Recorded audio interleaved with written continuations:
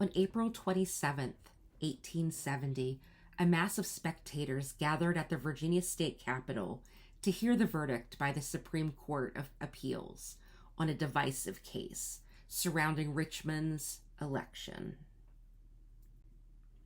The courtroom galley gave way and collapsed into the chamber of the House of Delegates.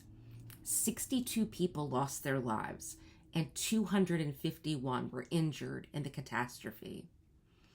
Headlines across the nation focused on the disaster and followed news and funeral notices about the victims. Residents and visitors in Richmond shared a collective grief. So it was unusual, 2 months after the Capitol's disaster, that news reports emerged about a ghost in Hollywood Cemetery. This was quite a departure from the death notices and the tragedy that had headlined the news since the balcony collapse. The Hollywood Cemetery ghost would become the talk of the town. The story began that there's a thrilling sensation of a ghost in Hollywood Cemetery. That was in June 1870.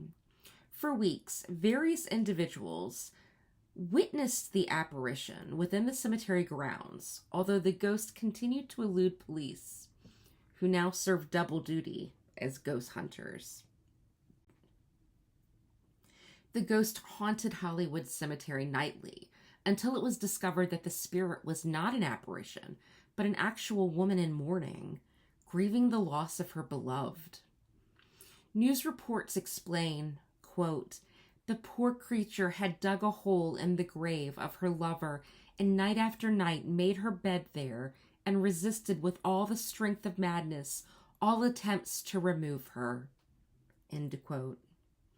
One article offers a sentimental story of a fair fiancé made desolate by the Capitol collapse and who now wanders to where hope and love are buried in his grave, there shedding her ceaseless tears and venting her woeful plaints.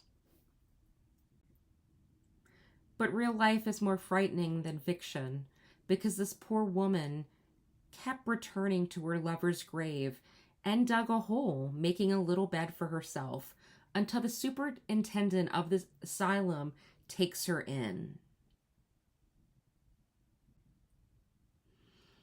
And even a stay in the asylum does not make her better. Of course not. It was 1870.